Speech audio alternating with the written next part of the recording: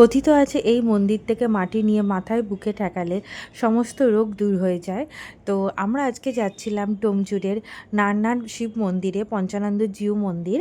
আর আমরা এখানে carry road থেকে যাচ্ছিলাম। আমরা একটা ক্যাব নিয়ে নিয়েছিলাম, যেহেতু আমরা জানতাম না জায়গাটা কত দূর। বাট আপনারা যদি আসেন, ইজিয়েস্ট ওয়ে হচ্ছে কলকাতা থেকে আসার জন্য বা হাওড়া থেকে আসার জন্য হচ্ছে রবীন্দ্র সদন থেকে K11 বলে একটা বাস ছাড়ে, যেটা রবীন্দ্র সদন থেকে ডিরেক্ট ডোমজুড় যায়। আর ডোমজুড় বাস স্ট্যান্ডে নেবে, ওখান থেকে যে কোনো অটো বা টোটো নিলে পার হেড 30 টাকা করে নেবে, একদম মন্দিরের সামনে নামিয়ে দেবে।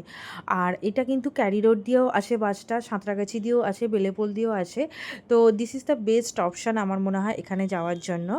তো আমরা আজকে ফাইনালি পৌঁছে গেছিলাম। যাওয়ার সময় আমাদের অনেকটা টাইম লেগেছে, তো অনেক অনেক কিছু ঘটেওছে, তো সেগুলো একটা বড় ব্লগে আলাদা করে বলবো।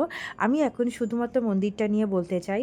মন্দিরটা কিন্তু একেবারেই গ্রাম্য অঞ্চলে, পুরো দুদিকে পুরো যেমন গ্রামে ধান কাটা হয় ওইরকম মানে সমস্ত ফসল কাটা হয়।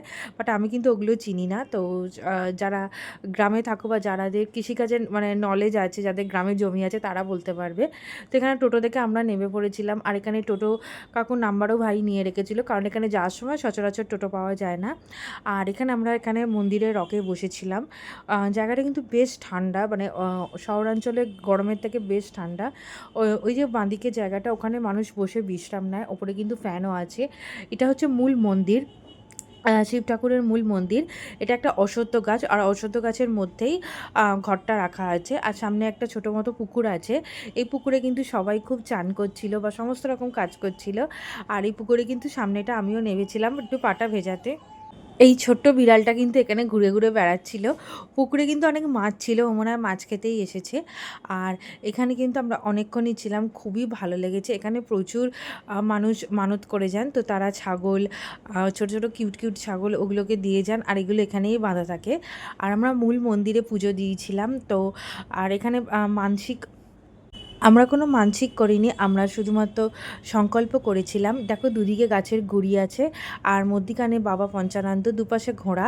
তো পঞ্চানন্দ ঠাকুরের দুপাশে নয় ঘোড়া থাকে, না হলে বাঘ থাকে, বাট এখানে কিন্তু ঘোড়া আছে। আর প্রচুরজন কিন্তু মানতের জন্য ছোট ছোট কাঠের ঘোড়াও দিয়েছেন, তো সেটা তোমরা ভিডিওতেই দেখতে পাবে। আর এখানে তো আমরা পুজো দিয়ে নিয়েছিলাম। এখানে মোমবাতি আর ধূপ দেওয়ার আলাদা করে জায়গা আছে, সেখানে আমরা ধূপ দিয়েছিলাম। আর দুপুর 1টা থেকে এখানে পুজো হয়।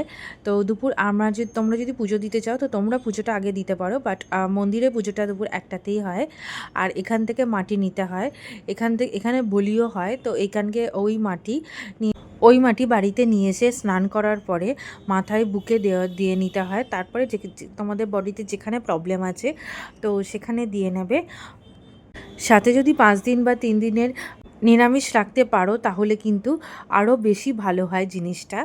তো এটা আমার খুব ভালো লাগলো। আর এখানে কিন্তু মনে খুব শান্তি আছে। প্রচুর কিউট কিউট বাচ্চা বাচ্চা ছাগল আছে, আমরা কিন্তু ওদেরকে খুব আদর করেছি, আর ওরাও খুব খুশি ছিল।